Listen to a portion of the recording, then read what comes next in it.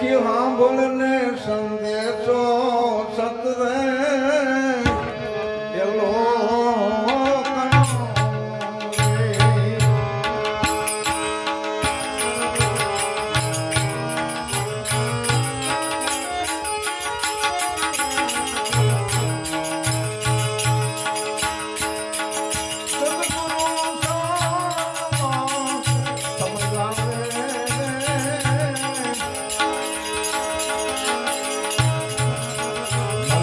જોયો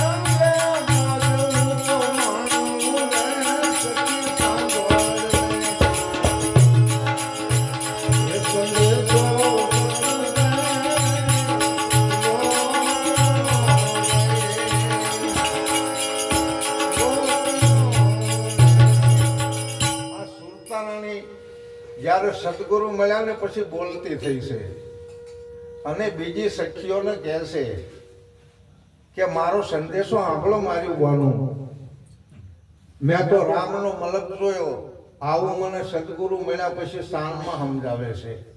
હવે સદગુરુની શાનથી આપણે રામનો મલક જોવાય તો છે ને, કેવો રામનો દેશ છે. આહા, જબરદસ્ત વાત કરી. ઈશ્ક જાગ્યો હોય જેના અંગમાં એના ભાણે ભોજનીય કેમ ભાવે. જેમ પંથના શબ્દો સુણી કામીની એની દ્રષ્ટિમાં દુનિયા ન આવે. ઓહો, પોતાના પતિના શબ્દો સાંભળ્યા અને પછી એ સ્ત્રીને આ દ્રષ્ટિની અંદર દુનિયા નથી દેખાતી. પોતાના પતિનામાં પરમેશ્વર દેખાય છે. મારા વાલા, બીજો ક્યાં પરમેશ્વર છે? પોતાનો ધણી છે, પ્રગટ છે, પોતાનામાં બોલે એ બીજો નથી. બરાબર. અને સંતો બધા કહે છે કે પાંચમા ગુરુ પત્ની છે અને પત્નીને ગુરુ પોતાનો પતિ છે. હા, છઠ્ઠા અને હાથમાં સદગુરુ છે. પહેલા ગુરુ તો માતા છે, જે આપણને ખાતા પીતા હાલતા બોલતા શીખવાડે. બીજા ગુરુ પિતા છે, આપણું લાલન પાલન કરે. ત્રીજા ગુરુ ભણવા બેહાડે, આપણા શિક્ષક ગુરુ છે. ચોથા ગુરુ આપણો ભાઈબંધ છે, રમત ગમત શીખવાડે. પાંચમા ગુરુ પણ છે આપણા. પતિ પત્નીની વાત કરી, બહુ સરસ મુદ્દો આવ્યો છે. પણ છઠ્ઠા ગુરુ આપણા કાન હોત ફૂંકે અને આપણને કાનમાં મંત્ર આપે. જ્યારે મનના ગુરુ અને સત્યનો પરિચય કરવા વાળા સદગુરુ મહારાજ સાતમા સદગુરુ છે. જીવનમાં સુરતાને સદગુરુ મળે. સુરતા બોલતી થાય, સાંભળતી થાય અને દેખતી પણ થાય. બોલો, આ જે વસ્તુ અગમ ઘરમાં આવી છે એને આપણે દેખવી હોય તો દેખાય, નિરખવી હોય તો નિરખાય, પરખવી હોય તો પરખાય. જે પણ સત્ય છે કે દેખંદા કોઈ આ દિલમાં, પરખંદા કોઈ આ દિલમાં, નિરખંદા કોઈ આ દિલમાં.